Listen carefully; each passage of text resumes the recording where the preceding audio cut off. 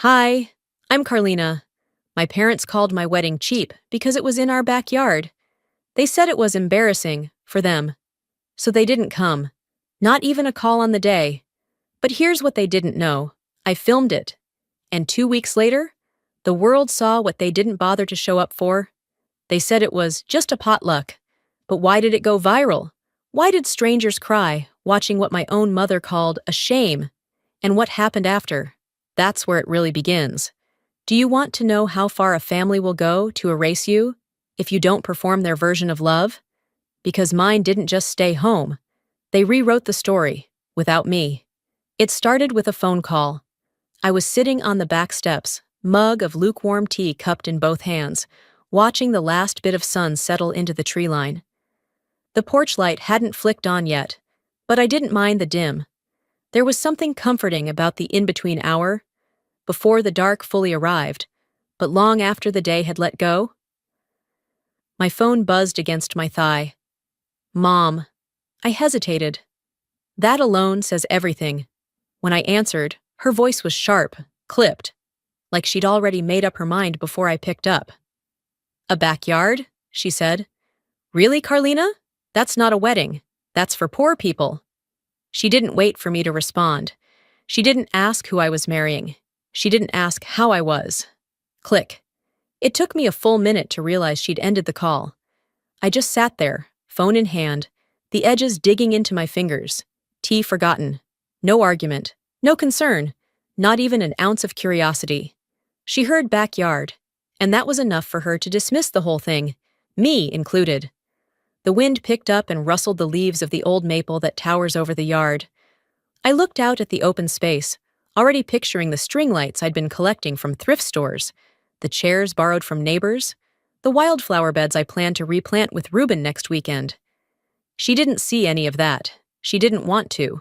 A few days later, Sonia and I met at a cafe on Merrimon for coffee. She pushed her phone across the table without a word. A Facebook meme.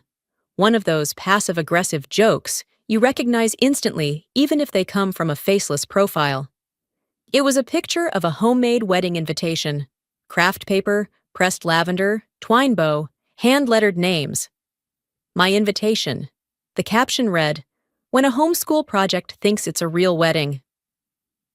I stared at it for a long time. No name was tagged, but I didn't need one.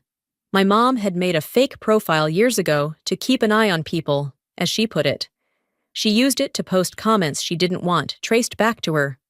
She always said she hated drama, but that was only true when she wasn't the one orchestrating it. Sonia looked at me like she expected a reaction.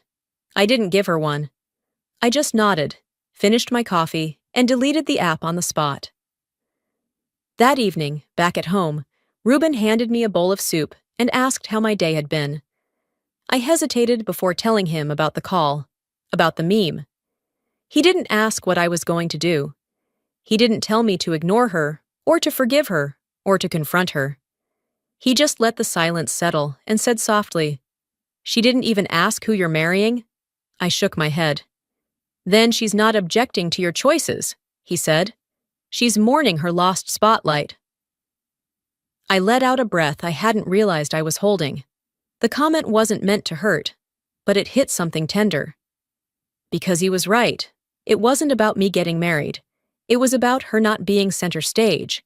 No ballroom, no 3-tier cake with edible gold, no photographer to catch her pretending to cry in a tailored dress. That night, I sat outside again. This time, wrapped in a sweater, notebook balanced on my knees. The wind had died down, and the stars began to pierce through the soft veil of night. I opened to a clean page and started sketching a layout of the backyard. Chairs would go in a semicircle facing the wildflowers. The buffet table near the shed. Paper lanterns strung between the trees. This space would never be a ballroom. And that's exactly why I loved it. I paused, pen hovering, and looked out again into the dark. I whispered to the stillness, not sure who I was talking to. My mother, myself, maybe something in between. She didn't have to understand. She just had to show up. But I already knew she wouldn't. And I hadn't told anyone yet that I'd been removed from the group chat. Not even Ruben. The sketchbook was still open on my lap the next morning. The pen slipped down into the spine like it had given up too. I had fallen asleep on the couch, not even making it to bed. The sky had lightened into that gray-blue wash, birds just starting their fussy chorus in the hedges. Ruben was already up. He always was. I heard the low murmur of the kettle on the stove, but I didn't move. When I finally stretched and sat up, I grabbed my phone to check the time. That's when I noticed it. My notifications were fewer than usual. No new messages from the family thread. That alone didn't say much. My family's energy came in unpredictable waves, but the silence felt curated. I opened the app and saw it. The group was gone. Not just muted, not archived, not renamed. Gone. A new one had been made, a smaller circle. Same people, minus me. The title, Bridal Brunch, Post-Wedding Plans, just us. I read it twice, then clicked on the participant list. Mom, Lynn, Aunt Cheryl. A few cousins I hadn't seen in years. The usual family orbit, just tighter now, with me excluded like a typo they decided not to correct. I didn't cry. That part of me had dried up a long time ago, I think. The kind of tears you cry when someone forgets your birthday or misspells your name. Those were gone. This was quieter than that. This was surgical. Instead, I stood up slowly, rinsed my face in the sink, and opened the bag of dried eucalyptus I'd bought to wrap the centerpiece jars. If I had time to bleed, I had time to finish these. By late afternoon, the apartment smelled like rosemary and dried citrus peel. Ruben came in, kissed the top of my head, and offered to take over dinner. I let him. I told him I needed a minute to gather my thoughts, but I lied. I just needed to be alone. I went upstairs, sat on the edge of the bed, and opened the Notes app on my phone. New note, blank page. Title, Erased but Present. I began writing, not a speech, not a journal entry, a list. A list of all the times I'd been included, only in utility. Background, logistics, never spotlight, never celebration. Thanksgiving 2019, asked to carve the turkey, but not sit at the head table. Lynn's baby shower, designed the invites, not invited to the photo wall. Dad's retirement, paid for half the catering, listed in the program as guest. The list went on. I stopped counting after 15 entries.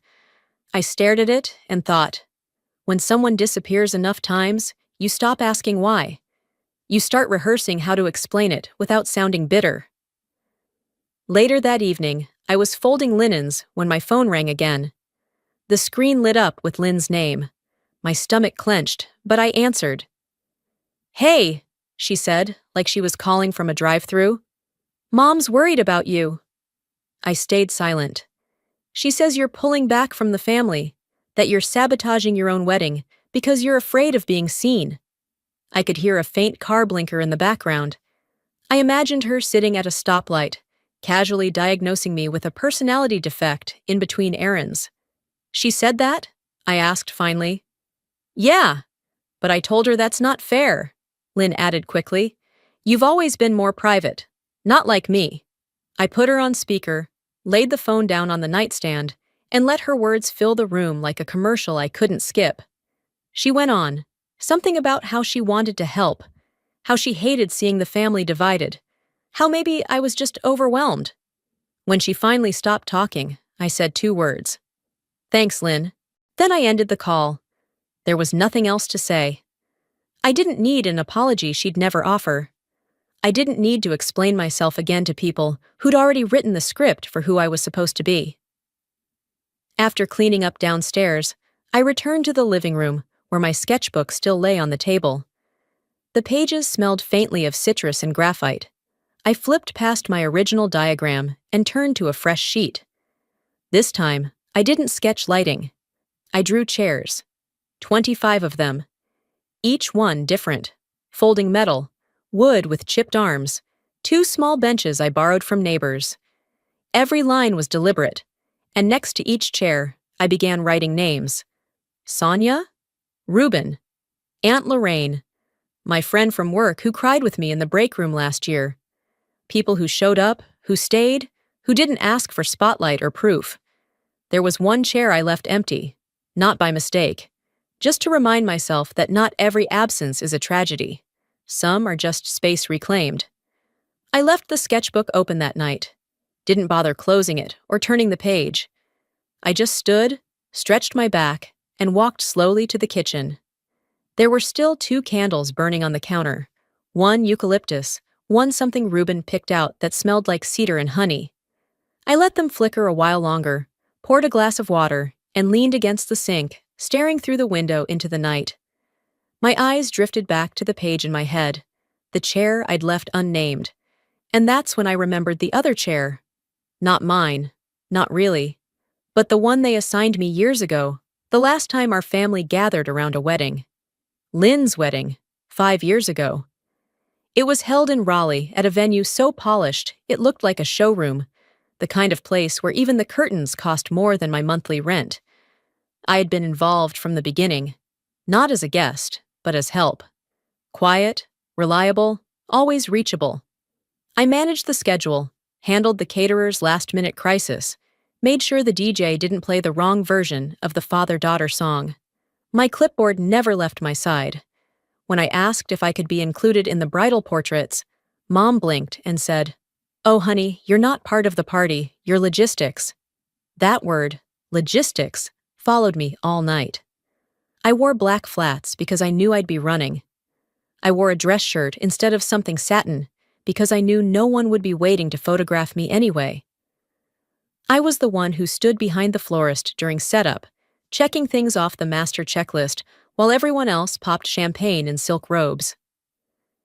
Dinner started late, and I remember being handed a plate in the hallway.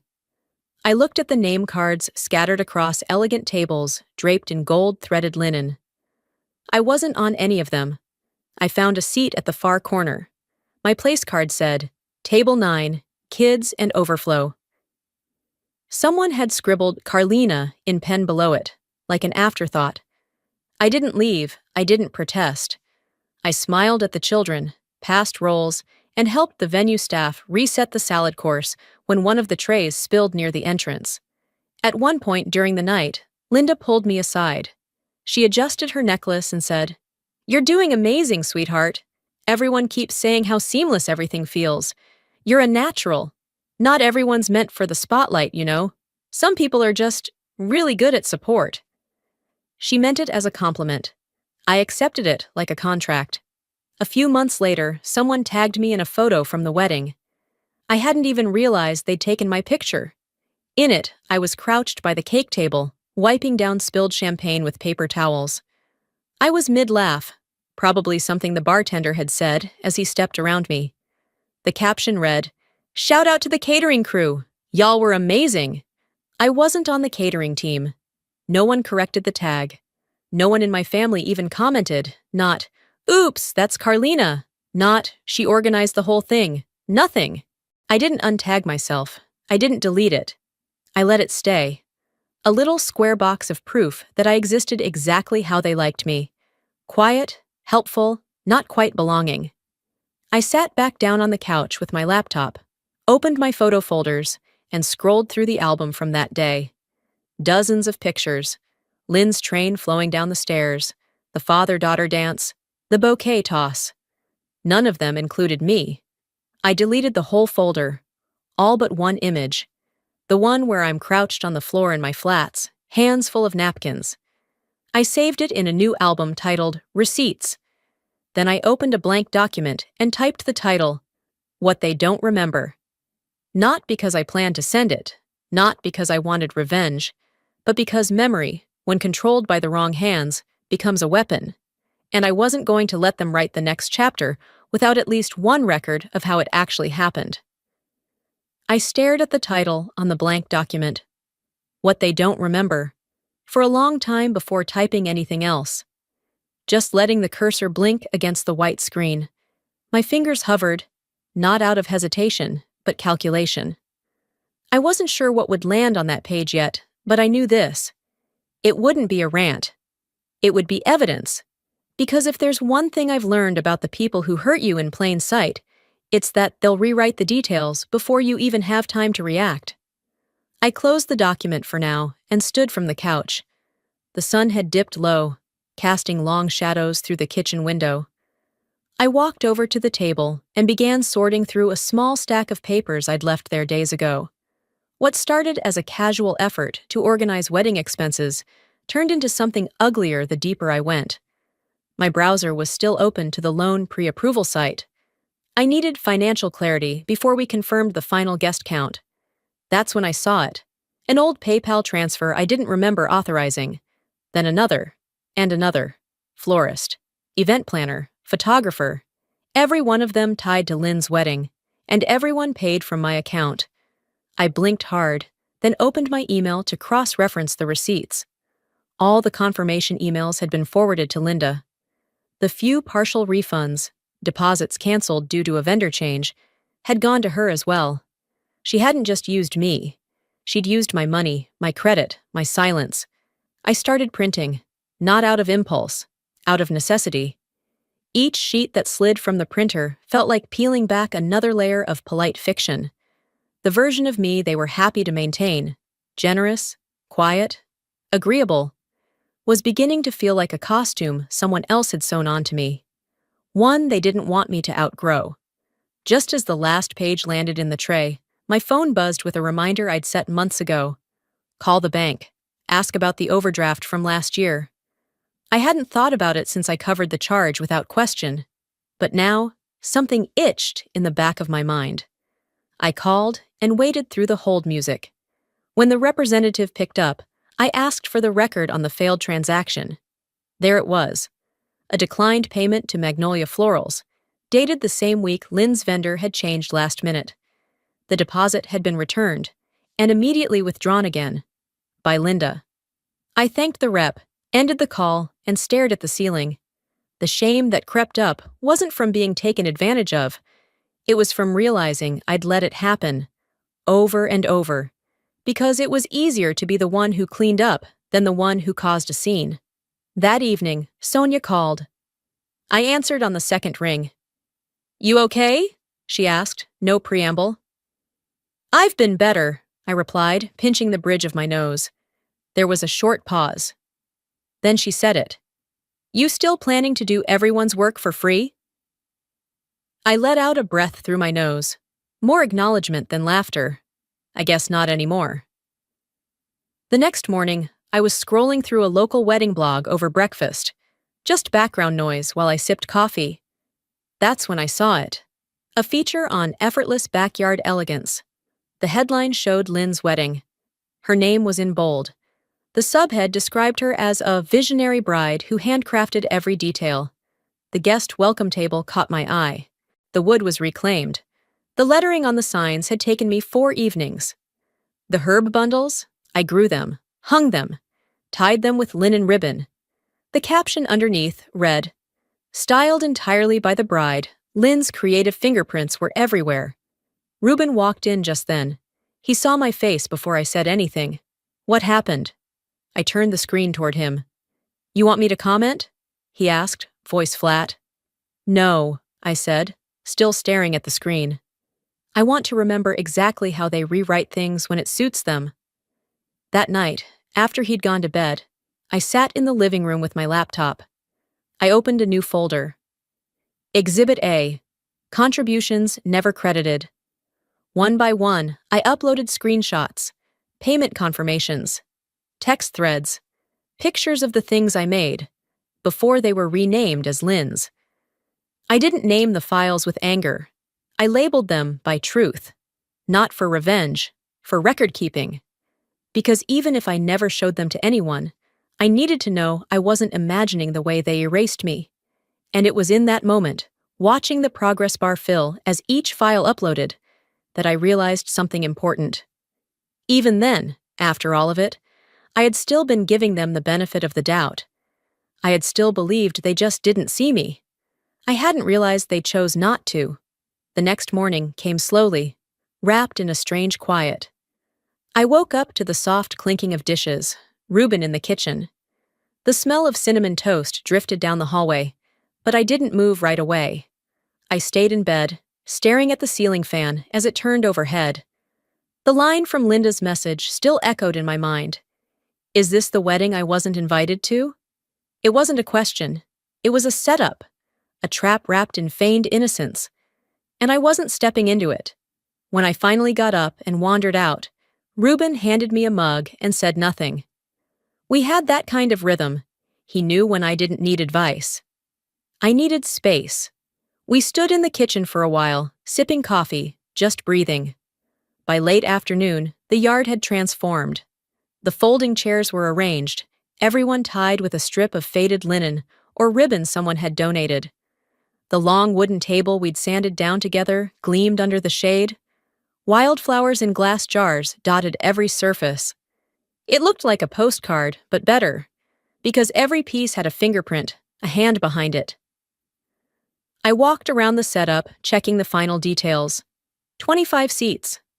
I counted again, not because I needed to, but because something about the number calmed me. None of those chairs belonged to my mother, or my father, or my sister. And for the first time, that fact didn't sting. It felt honest. People began arriving just before sunset. Friends from work, Sonia with her camera already in hand, 2 neighbors who had lent us chairs and offered to bring peach cobbler. Nobody made a scene. No one asked where my family was. When Reuben stepped out onto the path in his simple navy suit, I caught my breath. There was no orchestra, no bridal march, just the wind through the trees and the quiet murmur of people standing. I walked barefoot across the grass. Not a single guest pulled out their phone. It was as if the moment demanded presence. When I reached him, Reuben smiled. Not the camera kind, but the one he gave me when I snuck him the last slice of pie, or when I leaned into his chest during storms. His hands were warm when he took mine, and he didn't look away once. There was no officiant, no script. He spoke first. I didn't know what home was until I saw you standing barefoot in this yard. A pause. A laugh, soft and cracked. You make everything grow. My throat tightened. I could have repeated the vows I'd written. I could have tried to be poetic. But instead, I looked around, at the people who showed up, at the table we'd built, at the string lights Reuben hung over hours of sweaty afternoons, and I said, I stayed quiet long enough to be mistaken for invisible. But I am not. There was no applause. Not right away. Just stillness. And then a ripple of clapping that wasn't polite. It was proud. Like the sound of people watching something take root. We ate by candlelight. The food was served family style. Bowls passed from one end of the table to the other. Laughter wrapped itself around the yard like smoke. Sonia caught everything with her camera, but I never noticed her moving.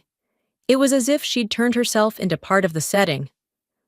Later that night, after the last guest had hugged me goodbye and the dishes were soaking in the kitchen, I sat on the porch with Reuben. We didn't say much. He held my hand, and I leaned against his shoulder. That kind of quiet was earned. A few days passed. The glow lingered like an aftertaste. I didn't post anything right away. Hadn't planned to post at all. But Sonia sent me a 90-second edit she'd cut together as a gift. It was perfect. It started with Reuben fixing his tie in the mirror, then cut to me tying the last ribbon on a jar of flowers. There was no music, just wind and birds and soft footsteps. It ended with us dancing under the paper lanterns, barefoot, the grass beneath us and the stars above. I uploaded it with no caption, no hashtags. Just, home, love, October 8th. By the next morning, it had over 24,000 views. By that afternoon, a wedding blog had messaged me asking for permission to feature it. I didn't tell my family. I didn't send it to them. I didn't even mention it when Aunt Cheryl texted, "Your little wedding is making rounds online." Didn't expect that. I simply copied the message and pasted it into my document. What they don't remember. That night, as I closed my laptop and turned off the light, my phone buzzed again. Linda, one line. Is this the wedding I wasn't invited to? No greeting, no punctuation. Just the kind of message meant to sound hurt, but hit like a dare. I didn't respond. I didn't need to. I copied her words and pasted them beneath the others. Then I shut the file, closed the laptop, and turned off my phone. I left my phone face down on the counter. Didn't turn the screen off. Just let it sit there, buzzing a few more times before it gave up.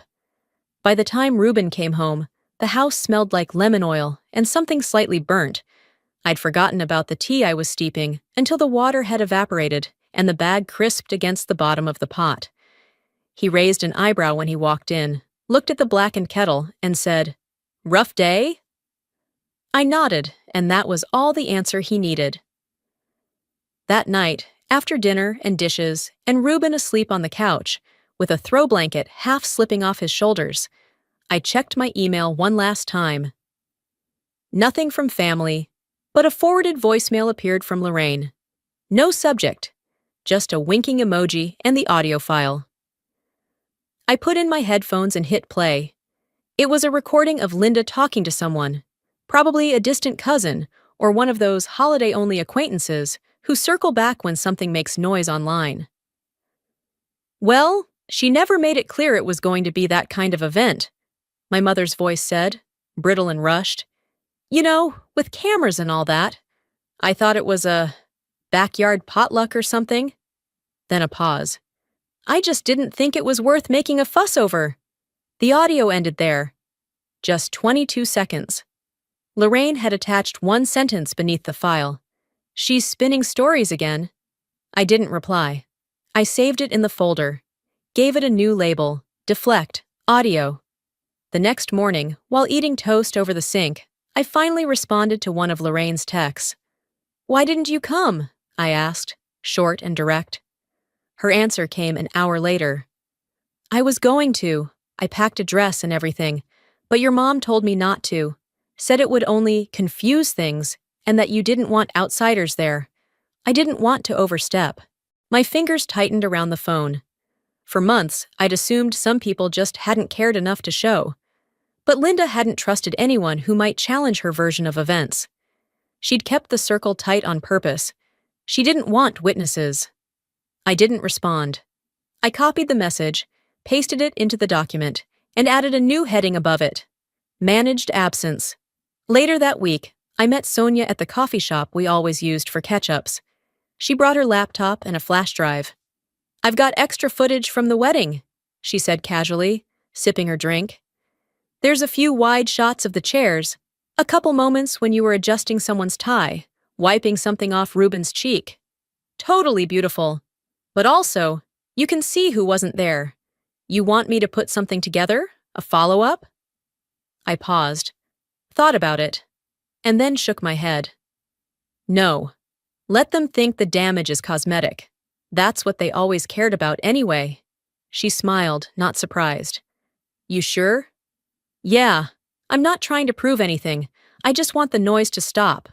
On my way home, I opened my email app and clicked Compose. I didn't write to Linda. I wrote to Lynn. Subject line, none. Body. "Since we're both pretending things didn't happen, let me give you one more thing to ignore. I'm not angry that you took credit. I'm not surprised Mom gave it to you. What I am is tired. So here's the line. I'm done carrying the weight for a story I wasn't allowed to write. You don't owe me an apology, but you do owe yourself the truth." I didn't send it. I saved it to drafts, closed the tab, and let it sit. That night, I received a message request on Instagram. It was from one of Linda's friends, the type of woman who wore matching scarves with her dogs, and referred to Botox as preventative maintenance. The message read, "Linda says you're spreading lies and trying to humiliate her. She's heartbroken. I hope you're proud of yourself." I stared at it for a long time. The phrasing, the performance, the same tired lines. "You're overreacting. You're exaggerating. You're the problem." No one ever asked what Linda did, only how I made her look. I didn't reply. I took a screenshot, saved it as Deflect, Instagram. Then I opened my notes app and wrote 2 lines. I used to clean up their messes. Now I just archive them. The message from Linda didn't make me cry. It didn't even make me mad. not the kind of mad that rises in your throat and turns into shouting. It was colder than that, like when you realize a wound you thought had healed was never stitched properly. It's not the pain that surprises you, it's how familiar it feels. Reuben came home late that night. He was tired, covered in the scent of sawdust and motor oil from helping his cousin patch up a busted garage door.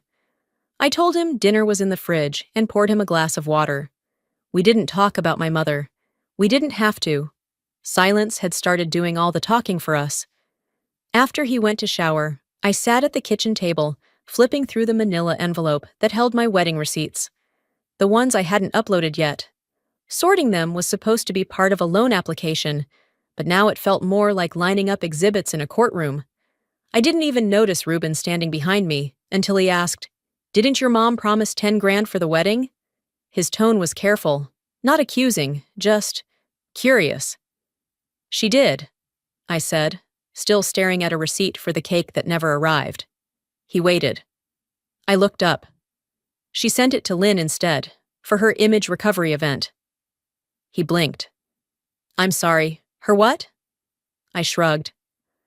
Some PR stunt mom put together after Lynn's divorce. Said she needed a fresh narrative, rented out a barn, invited a bunch of bloggers, hired a lifestyle photographer to shoot her arranging eucalyptus stems into a mason jar. She called it healing through curation. Reuben leaned against the counter, arms crossed. "Your mom really said that?" "No," I replied. "She said, it's all the same pot. We're family." He didn't laugh. Neither did I. "No, it's not the same pot," I said. "It was always my name, my account, my silence." 2 days later, I had a video call with Melissa, a friend from college who I hadn't spoken to since Lynn's wedding. She'd reached out after seeing the viral clip, said she loved the vibe and wanted to catch up. The call was stiff.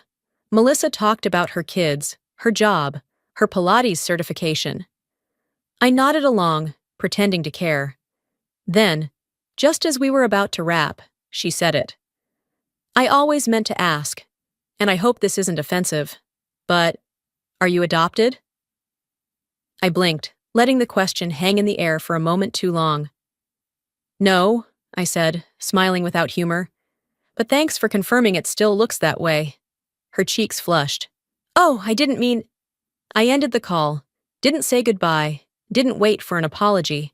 I closed the laptop, stood up, and walked to the living room. My body moved like it already knew what came next. I pulled out a blank sheet of paper and started writing.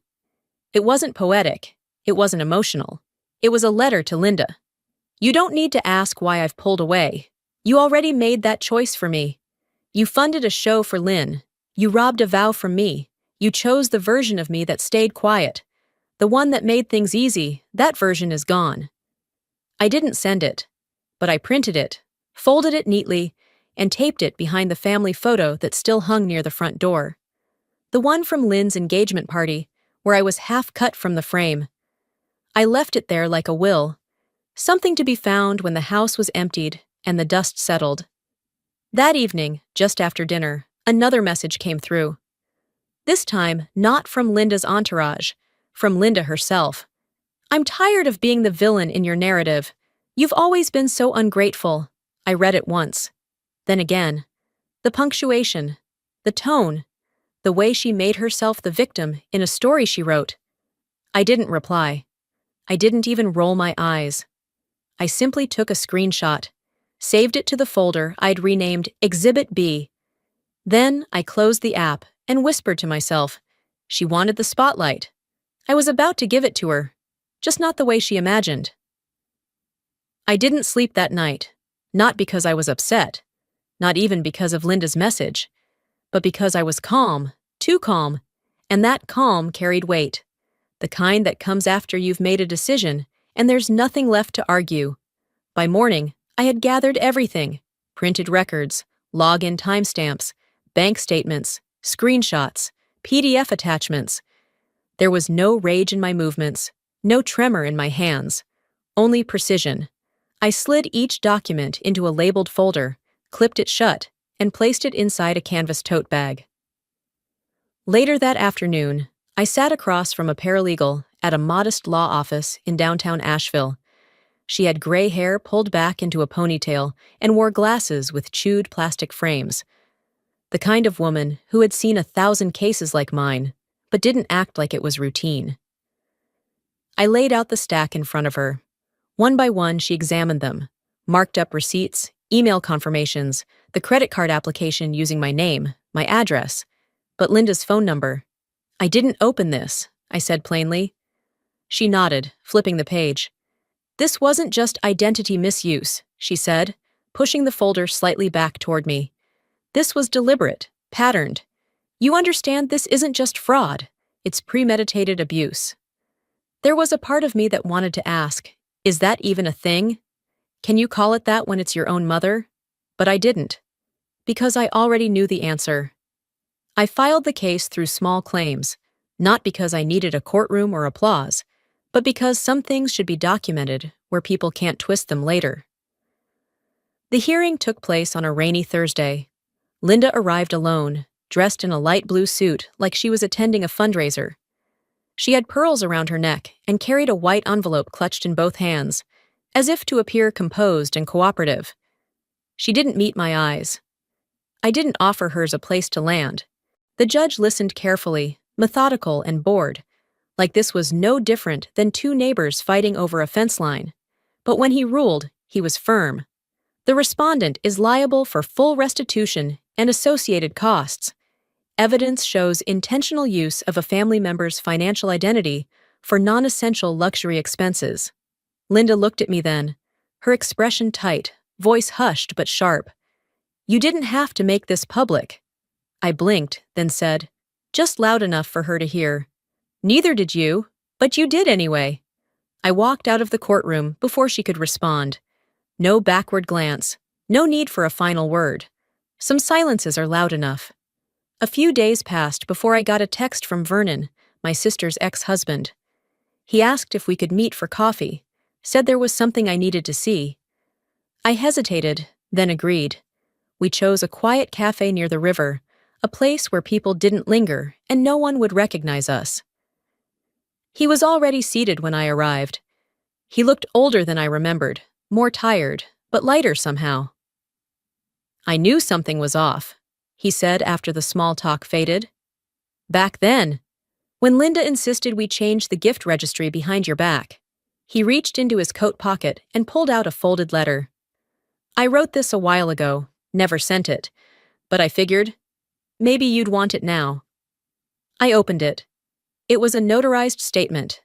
Detailed, specific, naming the vendors I'd paid for during Lynn's wedding, dates, amounts.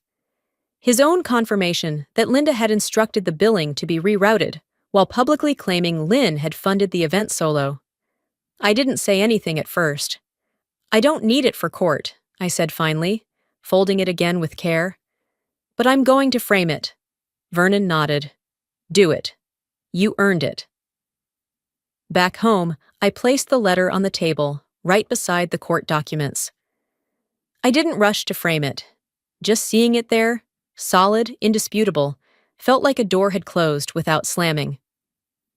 Later that evening, after folding laundry and answering a few work emails, I opened my banking app. One final scheduled transfer, $200 a month, set up years ago, just to help them out. A drip feed of silence. I canceled it. Then I created a new sub-account. I titled it Freedom Fund. It wasn't about the money. It was about marking the line between being used and being done. Ruben walked in with a photo frame in hand, the one I kept meaning to hang but always pushed off. "Where do you want this?" I didn't even glance up. "Anywhere there's sunlight." The frame went up that morning, just above the bookshelf where the light always poured in strongest after 9. Ruben stepped back and tilted his head, checking the alignment. "It's crooked," I said, smiling. "Then it's honest," he replied. I laughed softly. We left it that way. We'd been in the Portland house for almost 2 months. It was smaller, sure, no guest room, less kitchen counter. But there was space here. Not just physical space, but emotional. No one watched the front windows. No one knocked unannounced. Nothing haunted the corners. That morning, I was watering the plant Reuben had bought me when we first moved in. A little snake plant with one browning edge I hadn't been able to fix. The mail slid through the slot as I rinsed the watering can. Among the bills and flyers was a plain envelope. No return address. The handwriting on the front was familiar but hesitant. I opened it slowly, expecting some dry legal notice or outdated invitation. Instead, it was a photo. I recognized it instantly. Lynn's wedding, the one I'd erased from my phone, but not from memory. In the image, Lynn stood in the foreground, tossing her bouquet. The guests looked on, clapping, smiling, and there I was, barely in frame, slightly crouched, tray in hand, collecting champagne flutes. On the back, in the same careful handwriting, was one line. I looked right past you that day. I see you now. No name, but I knew. I didn't cry. I didn't feel anger either, just a kind of stillness that settled around my ribs. I placed the photo face down on the counter and poured myself another cup of coffee. A few hours later, after folding laundry and answering a work email or two, I walked into the room where we kept the keepsakes. Photos from the wedding Reuben and I had actually planned. A shell we found on the beach during our road trip. A drawing from Sonia's daughter, taped beside a print of our backyard dance under the lanterns. I took the photo and slid it behind the image of our wedding night. Reuben spinning me barefoot in the grass, my face mid-laugh. I didn't text Lynn. I didn't post about it. I didn't shred it either. Some things don't need forgiveness. Just an ending. Later that day, I texted Sonia a picture of the frame under morning light. No caption, just the image. She replied with a thumbs up and a heart. Then Lorraine sent a message, completely unrelated, or maybe perfectly timed. They say time heals, she wrote. I think it just stops the bleeding. I stared at the message for a minute before replying, and I finally stopped asking them to hold the bandage. That evening, after dinner, I updated the Freedom Fund spreadsheet. Not because I needed to track anything urgent, but because creating something of my own still felt like resistance. At dusk, I stepped into the backyard. Our backyard now. The kind with uneven paving stones and a creaky gate, but just enough room for peace. One chair sat alone beneath the big maple tree. It had a wobbly leg and peeling paint, but it held weight just fine. I sat, reached into my jacket pocket, and pulled out a folded napkin. The same one I'd used years ago, wiping tables no one remembered me setting. I flattened it across my lap. The fabric still held the faintest scent of citrus. I looked out across the yard, not waiting for anyone, not missing anyone. They never had to see it.